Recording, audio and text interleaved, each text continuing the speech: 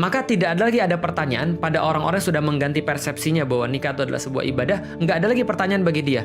Ustadz, gimana kalau seandainya saya nikah terus saya nggak punya duit? Nggak ada lagi.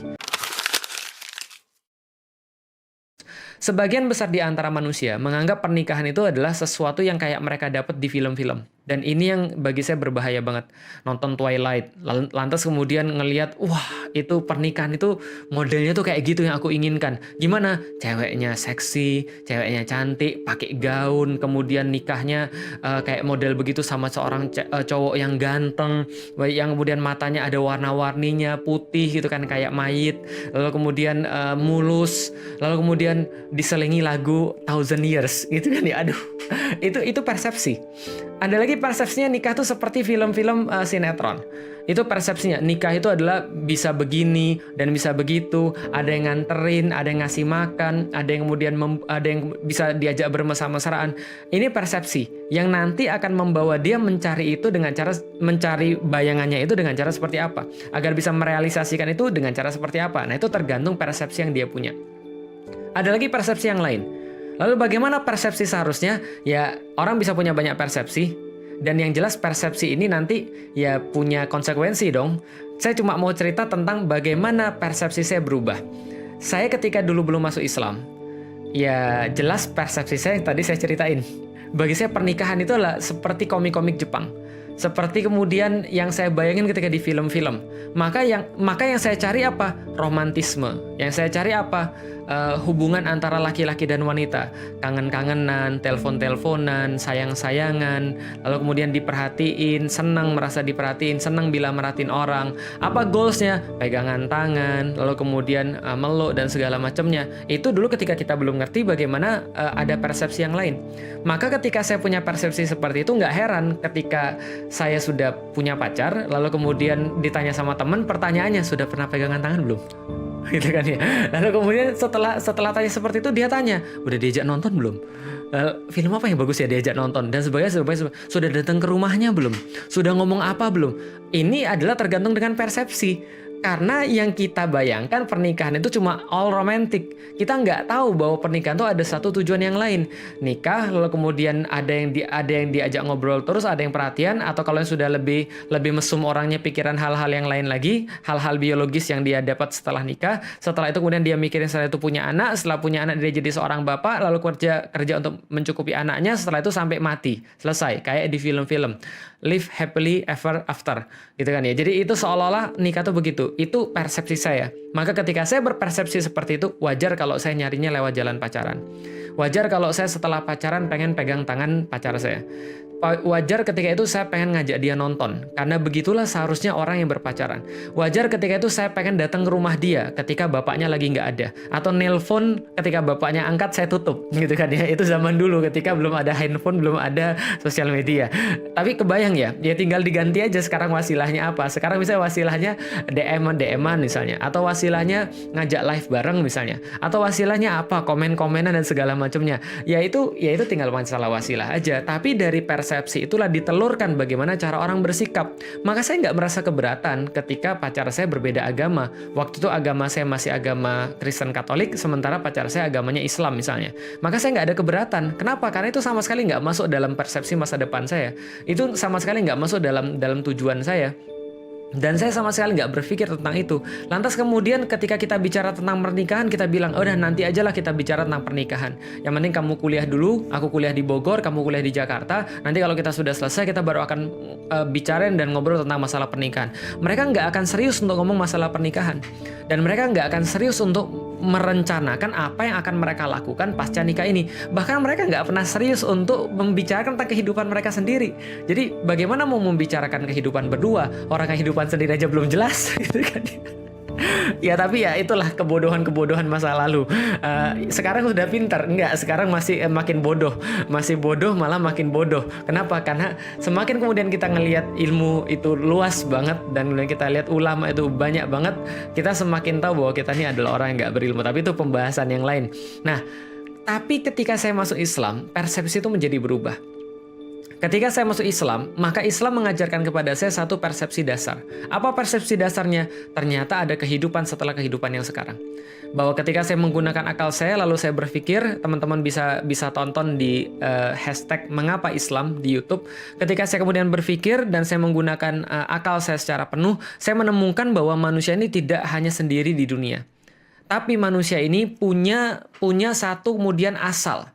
Lalu kemudian akan berakhir. Dan ketika dia berakhir kembali kepada asalnya, kepada penciptanya, maka dia membawa seluruh apa yang dia lakukan di dunia ini untuk dipertanggungjawabkan untuk kehidupan yang berikutnya. Untuk kehidupan yang lain, kehidupan yang real, kehidupan yang bukan mimpi seperti sekarang. Karena sudah saya sampaikan, hidup itu menurut Al-Quran itu seperti ketika orang bangun dari yaumil kiamat. Jadi ketika kita mati, lalu kita bangun di yaumil kiamat, kita ditanya oleh Allah, bagaimana tentang hidup ini? Kita bilang ini kayak mimpi. Saya merasa kayak lama banget. Kayak pas kita lagi mimpi, kita merasa lama banget. Tau-taunya pas kita bangun, itu cuma mimpi ya. Cuma sepotong aja. Nah, saya menyadari hal seperti itu sehingga saya merasa bahwa ada kehidupan setelah mati. Dan itulah kehidupan yang real. Maka semua yang ada di dunia sekarang yang saya alami adalah sesuatu yang cuma diberikan untuk bersiap-siap untuk menghadapi kehidupan yang real. Ibarat kayak ada orang yang ngajak saya untuk kemudian jalan-jalan, lalu kemudian dia minta siap-siap deh untuk nanti kemudian untuk jalan-jalannya. Siapin bajumu, siapin kemudian perbekalanmu, siapin duitmu, nanti kita mau jalan. Nanti ketika kita jalan, kita akan sampai ke tempat tujuan kita. Seolah-olah kayak gitu aja. Maka ketika saya sudah memahami, saya punya perspektif yang berbeda. Apa perspektif saya? Oh, ternyata hidup ini cuma ibadah. Oh, ternyata hidup ini cuma untuk menghamba kepada Allah.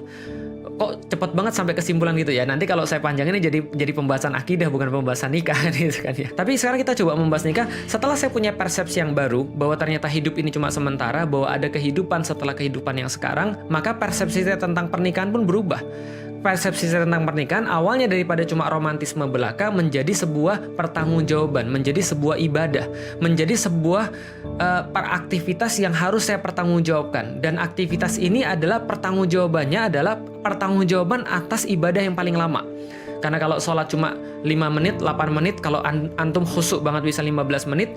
Tapi kalau kita menikah ini bisa bertahun-tahun. Dan kita tidak ada satupun orang, kecuali orang gila, yang nikah sudah berencana nikahnya sampai kapan, kan gitu kan ya. Kita pengen untuk selama-lamanya, kita pengen bahkan istri kita itulah yang menemani nanti kita di surga nanti. Karena pandangan kita sudah berbeda, perspektif kita sudah berbeda, persepsi kita sudah berbeda tadi, maka semuanya pun berbeda. Oh, ternyata yang namanya nikah itu adalah sebuah ibadah. Kalau sebuah ibadah, maka saya harus paham ibadah seperti apa yang diinginkan oleh bos saya. Karena ini masalah ibadah bukan masalah saya suka, bukan masalah saya demen, bukan masalah apa yang saya prefer, tapi apa yang dia prefer. Ibaratnya gini, ada bos bilang, Dek sini dek, ya bos, kerjain ya, ini ada 3 tugas buat kamu, ada 5 tugas buat kamu, 3 ini wajib dikerjain dan saya pengen hari ini selesai. Kalau kamu masih punya waktu, kamu bisa kerjain yang 2. Tiba-tiba kemudian setelah hari itu selesai, bosnya nanya, gimana tentang 5 kerjaanmu tadi? Dia bilang, sudah bos. Yang sudah berapa? 2. Loh kok 2? Iya kan saya minta 5. Iya bos, tapi 2 ini yang terakhir udah selesai. Ini kan bukan saya minta untuk dikerjain hari ini. Yang kalau punya luang baru kerjain. Iya bos, tapi yang 2 ini bos, saya kerjain sebaik-baiknya bos. Ini yang paling keren yang saya kerjain bos. Karena saya paling ahli dalam 2 ini bos. Tapi yang saya minta yang 3 tadi pak, itu nggak bisa saya kerjain bos. Saya nggak peduli kata bosnya. Kamu dibayar untuk kemudian mengerjakan yang 3 ini. Kalau punya waktu baru yang 2. Nah sama seperti pernikahan. Pernikahan ini kalau perspektif kita, persepsi kita adalah ibadah kepada Allah selaku yang punya hidup manusia, selaku yang punya gawean daripada seluruh dunia ini, maka kita harus kemudian sesuai dengan apa yang dia minta. Maka ketika orang-orang itu sudah menyadari persepsi yang baru ini bahwa pernikahan adalah ibadah kepada Allah, dia akan cari bagaimana ibadah yang diinginkan oleh yang punya gawe. Bagaimana ibadah yang diinginkan oleh yang punya perusahaan, yang punya kehidupan kita ini. Maka dia akan list, dia akan mempelajari. Oh, jadi pernikahan yang diinginkan itu adalah yang seperti ini. Yang diridhoi itu adalah kayak begini. Oh, ada contoh-contoh buruknya juga loh, gitu kan ya. Contoh-contoh buruknya seperti apa? Nabi Lut, gitu kan ya. Allah katakan semua akan diselamatkan illa imra'atahu, gitu kan ya, kecuali istrinya, gitu kan ya, dan seterusnya dan seterusnya. Berapa kali Allah bilang kayak gitu? Oh, ini contoh yang salah. Berarti relasi pernikahan tuh nggak boleh kayak begini. Oh, relasi pernikahan yang baik itu kayak begini. Oh, misalnya ada Khadijah, oh ada Sofia, oh ada Aisyah dan seterusnya. Dia melihat bagaimana kemudian ridha Allah. Dia list semuanya itu, dia pelajari. Maka dapatlah dia rukun-rukun nikah, dapatlah dia syarat-syarat nikah, dapatlah dia kondisi nikah yang ideal. Kenapa? Karena dia menganggap bahwa nikah itu kayak ibadah. Maka kondisi nikah itu sama seperti ketika dia lagi sholat. Sebelum dia sholat, dia tidak terburu-buru untuk sholat, tapi tidak juga melalaikan sholatnya itu. Dengan mempelajari sholatnya itu, setelah dia punya ilmu untuk sholat itu, maka dia masuk kepada sholat itu bukan dengan nafsu, bukan terburu-buru, bukan dengan ya terburu nafsu gitu kan ya.